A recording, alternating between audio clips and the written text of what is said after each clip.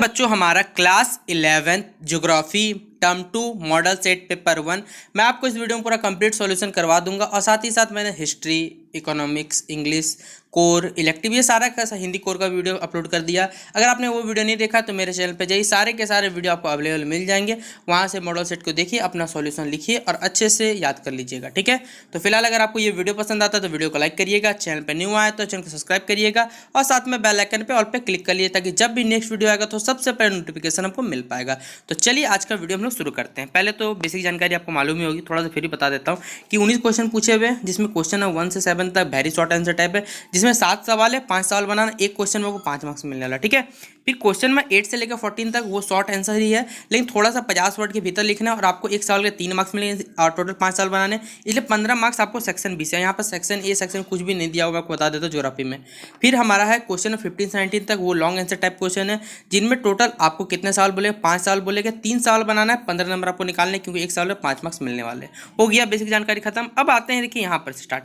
पहला सवाल है हमारा, देखिए पहले हम लोग खत्म करेंगे क्वेश्चन में 1 से 7 तक नहीं, पूरा देखिए 1 से लेकर मैं आपको पूरा 7 तक, चलिए 1 से लेकर 7 तक पहले कंप्लीट करते हैं, फिर आगे का बाद में देखेंगे। पहला है अरब सागर में गिरने दो नदियों का नाम। सीधा बात है, ऐसे दो नदी जो क्या होता है अरेबियन सी मतलब किधर है, गुजरात के साइड में गिरती, कौन दो नदी नाम बताना है। फिर क्षेत्रफल की दृष्टि सबसे बड़ा भारत का राजस्थान हो गया।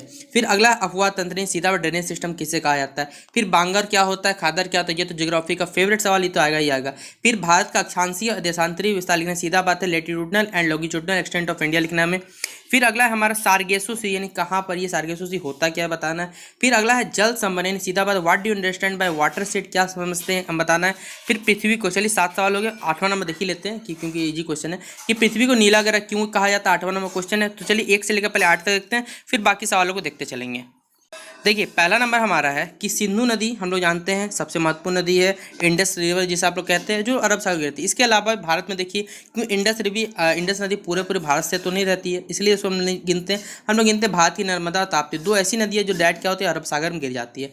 फिर अगला है आकार की दृष्टि से भारत का सबसे बड़ा राज्य कौन सा, वो है राजस्थान, जिसका क्षेत्रफल लगभग देखिए माना जाता है, अप्रोक्स डाटा पहले बताता है क्योंकि परफेक्टली एरिया नहीं पॉइंट में कुछ होता है। ठीक है, तो 34239 वर्ग किलोमीटर का एरिया होता है। फिर देखिए अफवाह तंत्र किसे कहा जाता है, तो निश्चित वाहिकाओं के माध्यम से हो रहे जल प्रवाह को अफवाह कहते हैं। इन वाहिकाओं के जाल को अफवाह तंत्र कहा जाता है। ये क्वेश्चन में 3 हो गया हमारा। फिर देखिए बांगर वो क्षेत्र है जहाँ पर बाढ़ नहीं आती या फिर बाढ़ का पानी नहीं पहुँच पाता, वहाँ हमेशा पुरानी मिट्टी जमी रहती है, उसे बांगर जलोढ़ मिट्टी कहते हैं, यह कम उपजाऊ होती है। ये बांगर डेफिनेशन हो गया। 5वां नंबर सवाल हमारा, भारत की मुख्य भूमि जो है 8 डिग्री 4 मिनट से लेकर 37 डिग्री 6 मिनट उत्तर अक्षांश के बीच में। भारत का जो देशांतरी विस्तार है वो 68 डिग्री 7 मिनट पूर्व देशांतर से 57 डिग्री 25 मिनट पूर्व देशांतर मध्य। वहीं पर कर्क रेखा 23 डिग्री 30 मिनट उत्तरी अक्षांश भारत को उत्तर दक्षिण के 2 भागों में बांटती है। और भारत का जो अक्षांशीय और देशांतरी विस्तार का जो लगभग अंतर होता है, ठीक है, वो लगभग 30 डिग्री का होता है। ठीक है, अगला हमारा सारगेसो सागर, ठीक है, इंग्लिश में सारगेसो सी कहा जाता है, उत्तरी अटलांटिक महासागर में, ठीक है, 20 से 40 डिग्री उत्तरी अक्षांशों तथा 35 से लेकर 75 डिग्री पश्चिम देशांतर को मध्य, चारों ओर प्रवाहित होने वाली जो जलधाराओं के मध्य स्थित शांत एवं स्थिर जल के क्षेत्र को सारगेसो सागर कहा जाता है। ठीक है, फिर जल सांबर, तो देखिए जल संबर या द्रोणी उस भौगोलिक क्षेत्र को कहते हैं जहां पर वर्षा अथवा पिघली बर्फ का पानी नदियों नहरों और नालों से बहकर एक ही स्थान पर एकत्रित हो जाता है। फिर क्वेश्चन नंबर 8 जो हमारा फेवरेट क्वेश्चन था, पृथ्वी नीला क्यों होता है, तो बचपन से पढ़ते आ रहे हैं कि पृथ्वी का 2 सतह भाग क्या होता है, पानी ढका हुआ, इसलिए इसे नीला ग्रह भी कहा जाता है। लेकिन ये लॉजिक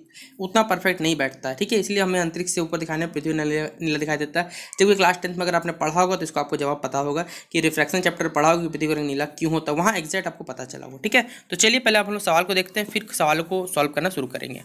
कि अगला सवाल हमारा, पारिस्थितिकी से आप क्या समझे, सीधा बात है what do you understand by the term ecology. ठीक है, फिर अगला सवाल है जैव मंडल, तो जानते हैं हम लोग जैव मंडल वो क्षेत्र होता है जहाँ पर स्थल मंडल जलमंडल आपका वायुमंडल सब एक जगह रहते हैं, जीवन को संभव बनाते हैं, उसी को हम लोग जैव मंडल कहते हैं। फिर नदियों के 5 महत्व को लिखना, चलिए ये भी बताऊंगा कि right the 5 importance of reverse. फिर अगला है right the explain the difference between Bangar and Khawar, देखिए बांगर और खादर के बीच में अंतर बताना है। फिर अगला हमारा what do understand by salinity of sea water, समुद्री जल की लवणता से आप क्या समझते हैं।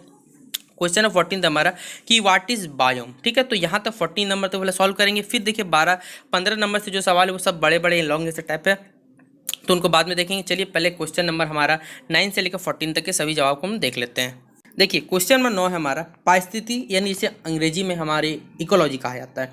जीव विज्ञान एवं भूगोल की वह शाखा होती है जिसमें जीव समुदायों का उसके वातावरण के साथ पारस्परिक संबंधों का अध्ययन करते हैं। प्रत्येक जंतु या वनस्पति एक निश्चित वातावरण रहता है। ये क्वेश्चन नंबर 9 हो गया हमारा। क्वेश्चन नंबर 10 हमारा जैव मंडल अथवा जीव मंडल सामान्य रूप से पृथ्वी के सतह के चारों ओर व्याप्त एक आवरण होता है जिनके अंतर्गत वनस्पति और पशु जीवन बिना किसी रक्षक साधनों के संभव बनाते हैं। ठीक है, अगला है हमारा क्वेश्चन नंबर 11 कि नदियाँ जल खेती के लिए लाभदायक उपजाऊ जड़ी मिट्टी को उत्तम स्रोत होती है। नदियाँ न केवल जल प्रदान करती है बल्कि घरेलू औद्योगिक गंदे एवं अपशिष्ट पानी को अपने साथ बहाकर भी ले जाती है। बड़े नदियों का उपयोग करके हम लोग क्या परिवहन जल परिवहन के रूप में किया जाता है। नदियों में मत्स्य पालन से मछली कर हम लोग क्या करते हैं, खाद्य पदार्थ भी प्राप्त करते हैं। टोटल यहाँ से 5 फैक्टर लिख लीजिएगा कि 5 क्या क्या यूज है। फिर हमारा है बांगर और खादर। ठीक है, बांगर क्या होता है, ये पुरानी जड़ों में मिट्टी वाला क्षेत्र होता है। इस प्रकार की जड़ों में लगातार एकत्रित होने पर छज्जे जैसे आज जो बाढ़ प्रभावित क्षेत्रों में स्तर जिनकी ऊपर उठ जाए, वहीं पर कंकड़ों के संरक्षण कारण यह प्राय अनुभव होती है। वहीं पर खादर क्या हमारा नवीनतम है और बाढ़ युवा संग्रहण खादर कहलाता है। और सबसे अच्छा बात है कि खादर ज़्यादा बेस्ट माना जाता है। ठीक है, ये भी याद रखिएगा।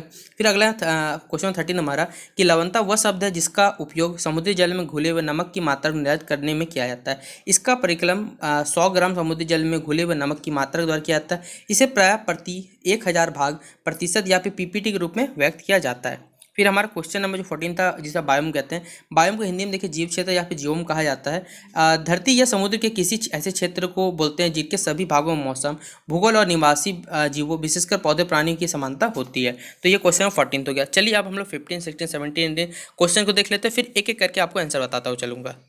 15 नंबर सवाल हमारा कि पारिस्थितिकी संतुलन, सीधा बात इकोलॉजिकल बैलेंस क्या होता है, इसके असंतुलन सीधा बात अगर इसमें कोई भी दिक्कत आएगी यानी इम्बैलेंस हो जाएगा तो कैसे करके हम इसका बचाव कर सकते हैं या फिर रोकथाम कर सकते हैं। फिर अगला हमारा भारत के प्रमुख भौतिक विभागों का नाम लिखिए और इसमें से एक वर्णन करना है। मेजर फिजिकल डिवीजन बताना है और उनमें से किसी एक का क्या करना है, हमें वर्णन करना है। फिर क्वेश्चन नंबर 17 हमारा मृदा अपरदन सॉइल इरोजन क्या, इसका रोकथाम हम लोग कैसे करते हैं ये बताना है। फिर क्वेश्चन नंबर 18 हमारा कि उत्तर जो भारतीय नदियाँ होती है उनकी प्रमुख विशेषता क्या होती है।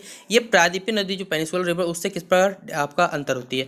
फिर क्वेश्चन 19 है मानचित्र है। मानचित्र वाला सवाल तो एक वीडियो में कंप्लीट बताऊंगा जिसमें कि मानचित्र वाले सवाल को आप लोग कैसे सॉल्व करिएगा। देखिए मानचित्र मत टच करें मेरे हिसाब से, क्योंकि उसमें थोड़ा सा अगर आपका गलती होता है तो वो नंबर काट दिया जाता है, इसलिए मैं आपको नहीं बताता हूँ। ठीक है, ताकि आप लोग बच्चों को देखिए जो लिटरेचर शब्द मतलब जो सब्जेक्टिव पेपर है वो लिख सकते हैं, लेकिन अगर डायग्राम आ जाता है तो थोड़ा सा आप लोग वहाँ पर फंस सकते हैं। देखिए है जी कोरोमंडल तथा छिलका लेके जानते कहाँ पर लग चिपका, ये सारी की सारी बातें मैप में दिया हुआ है, बस टिक करना, लेकिन थोड़ा सा गड़बड़ी बस गलत करते क्योंकि 1.5 घंटे का समय, इसलिए मैं आपको बताता हूँ। ठीक है, तो चलिए 15, 16, 17, 18 एक एक करके सभी सवालों को मैं आपको जवाब बताता चलता हूँ। देखिए ये क्वेश्चन नंबर 15 हमारा कि किसी पारितंत्र या आवास में जीवों के समुदाय में परस्पर गतिक साम्यता की अवस्था ही पारिस्थितिक संतुलन है। यह तभी संभव है जब जीवधारियों की विविधता अपेक्षाकृत स्थायी रहे। पारिस्थितिकी असंतुलन को रोकने का उपाय है विशेष आवास स्थानों में पौधे एवं प्राणी समुदाय में घनिष्ठ असंबंध पाए जाते हैं। ठीक है, क्वेश्चन नंबर 16 हो जाएगा हमारा कि हिमालय का देखिए कितने भाग है, तो हिमालय का पर्वतीय प्रदेश हो गया, फिर उत्तरी मैदान हो गया, हमारा प्रायद्वीपीय पठार आ गया, भारतीय मरुभूमि आ गया, समुद्री तटीय क्षेत्र हो गया और द्वीपीय समूह। इसमें से किसी एक का वर्णन करना था तो हमने कर दिया यहाँ पर समुद्री तटीय मैदान। आपको जिसका आता आप किसका उससे कर सकते कोई दिक्कत नहीं है। ठीक है, तो यहाँ लिखा हुआ समुद्री तट मैदान भारत का प्रायद्वीपीय पठार पूर्व व पश्चिम में पतले समुद्री तटीय मैदान से घिरा हुआ है। पश्चिम तटीय मैदान एक पतली पट्टी है जो अरब सागर के साथ फैला हुआ है तथा इसके पूरब में पूर्वी घाट अवस्थित है। इस पश्चिमी तटीय मैदान का उत्तरी भाग कोंकण मुंबई से गोवा कहलाता है। मध्यवर्ती जो भाग है कन्नड़ तथा दक्षिणी भाग मालाबार तट कहलाता है। बंगाल की खाड़ी के साथ साथ विस्तृत मैदान चौड़ा एवं समतल, उत्तरी भाग में इसे उत्तरी सरका कहा जाता है जबकि दक्षिणी भाग को कोरोमंडल तट के नाम से जाना जाता है। फिर वो हमारा था मृदा अपरदन। तो सीधा पता मृदा अपरदन क्या होता है, जानते हैं कि मिट्टी का कट के बह जाने मृदा अपरदन कहलाता है। तो मृदा अपरदन का एक मुख्य कारण है जल अपरदन, जो जल के कारण ऊपरी मृदा की हानि होती है। इसे रोक कैसे सकते हैं, तो देखिए सीधा बात एक समोच्च जुताई होती है, पट्टेदार खेताई होती है, या फिर आप इसे कह सकते हैं बच्चों स्लोप जो हम लोग करते हैं स्लोप फार्मिंग करते हैं उससे भी हो सकता है। फिर भू परिष्करण प्रक्रिया है, वायु अवरोधक एवं आश्रय आवरण है, या फिर समुद्र जुताई है। तो इतने सारे फैक्टर्स हम लोग मृदा अपरदन को रोक सकते हैं। फिर क्वेश्चन 18 हमारा है कि उत्तरी भारत की नदियों के बेसिन काफ़ी बड़े होते हैं तथा अपवन क्षेत्र बहुत बड़े, पर प्रायद्वीपीय की नदी के बेसिन तथा अपवन क्षेत्र जो छोटे होते हैं। उत्तर भारत की नदियाँ 12 महीने है जबकि प्रायद्वीपीय नदी क्या है मानसून, वो मानसून डिपेंड करती है। और उत्तर भारत की नदियों का जल कहाँ से बनता है, हिमालय से मिल जाता है, 12 महीने में मिलेगा, सीधा बात है। तो उत्तर नदियों की जो नहरें वो गॉर्ज का निर्माण करते हैं, आपको मालूम होगा गॉर्ज क्या होता है, जबकि प्राथमिक नदी उथली घाटियों में बहती है। तो ये हो गया इसका आंसर, ठीक है। तो ये था बच्चों हमारा class 11 geography term 2 model set paper 1 का कंप्लीट सॉल्यूशन मैंने आपको करवा दिया। आशा करता हूँ कि आपको ये वीडियो पसंद आया होगा।